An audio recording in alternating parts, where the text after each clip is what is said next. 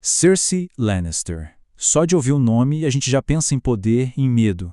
Mas o poder dela de verdade não vinha da coroa ou dos exércitos. Vinha de algo muito mais sutil, quase invisível, a manipulação psicológica. E é exatamente sobre isso que vamos conversar hoje. E essa ideia, olha, é a chave de tudo. Poder de verdade, aquele que dura, raramente vem da força bruta.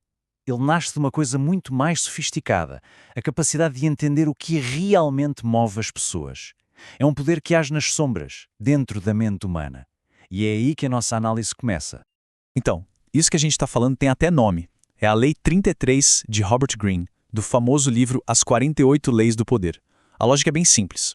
Se a gente sabe do que uma pessoa tem medo de verdade, ou o que ela deseja mais que tudo, a gente tem a chave para as ações dela. É a arte de ler a alma de alguém para poder influenciá-la. E é aqui que a Cersei Lannister entra, né? Ela é talvez o exemplo ficcional perfeito dessa lei em ação. O poder dela não vinha da força, mas de uma percepção aguçadíssima sobre a natureza humana. Para a gente entender bem o poder da Cersei, é só comparar com o do pai dela, o Tywin. Ele era o mestre da guerra, do ouro, dos exércitos. Já a Cersei, bem, ela usava outras armas. Os medos, as ambições, os desejos de quem estava ao redor dela. A força dela não estava no campo de batalha, mas na capacidade de observar. Tá, mas como é que ela fazia isso na prática? O processo dela era metódico, frio. Ela nunca agia por impulso. Primeiro, ela só observava. E aí, ela encontrava o ponto fraco de cada um. O medo num aliado, o desejo num amante, a ambição num rival. E cada uma dessas emoções virava um fio invisível que ela podia, puxar na hora certa. Bora ver isso na prática, então. A gente vai olhar para dois dos alvos mais famosos dela para entender como ela transformava o que pareciam ser virtudes em vulnerabilidades fatais.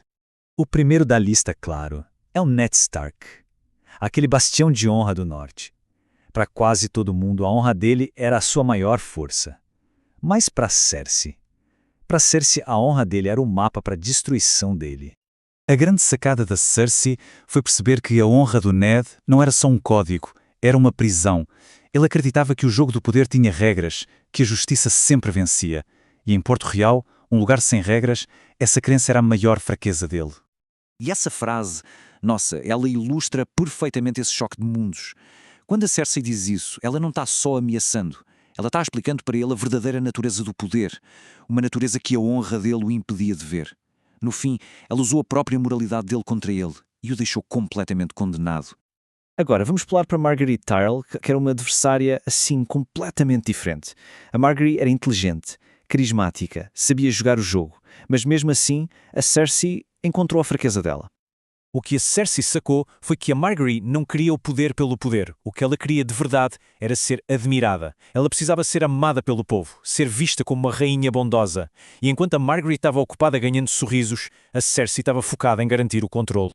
E é aí que está o pulo do gato. A Cersei aplicou essa ideia com perfeição. Ela viu o desejo da Margaery por adoração e transformou isso numa arma. Usou a fé, o alto pardal, para virar o amor do povo contra ela. E foi isso que, no fim, levou à sua queda. A Cersei venceu essas batalhas, sim. Ela superou os inimigos usando a natureza deles contra eles mesmos. Só que a história não acaba aí, né? Porque existe um preço muito alto para esse tipo de poder. É que a manipulação constante, por mais eficaz que seja, acaba-se virando contra quem a usa. É uma ferramenta que corrói não só o alvo, mas também o próprio mestre da manipulação. E o resultado disso tudo é trágico. Ao manipular todo mundo, a Cersei constrói um mundo onde não dá para confiar em ninguém. Ela acaba isolada, cercada por medo e suspeita, a vigilância dela vira paranoia e ela perde a capacidade de ter qualquer relação genuína, até mesmo com as pessoas que ela mais amava. Essa ideia resume perfeitamente a tragédia da Cersei. A maior arma dela, essa capacidade de ler e explorar os outros, foi exatamente o que causou a sua própria ruína. A fortaleza que ela construiu com as fraquezas dos outros acabou desmoronando em cima dela mesma. Então, no fim das contas, o que a gente aprende com a ascensão e a queda da Cersei Lannister? Qual é a lição final por trás de todo esse domínio da Lei 33? O grande paradoxo da vida dela é este. A Cersei era um gênio para decifrar as fraquezas dos outros, mas era completamente cega para suas próprias. Ela não conseguiu ver como a raiva, o medo e a paranoia dela a estavam consumindo por dentro. E essa a grande lição, sabe? O poder que dura de verdade não vem só de entender os outros. Ele exige um equilíbrio muito delicado. A capacidade de ler o mundo ao redor, sim, mas também a coragem de se ler por dentro com a mesma clareza. E fica aqui uma reflexão para a gente pensar. A história da Cersei é um aviso poderoso. A capacidade de ver a fraqueza dos outros é uma ferramenta imensa. Mas, sem autoconhecimento, ela vira uma prisão. Porque quando alguém vê os outros com clareza, mas se ignora, essa pessoa não se torna, no fim de todo, uma escrava do seu próprio jogo?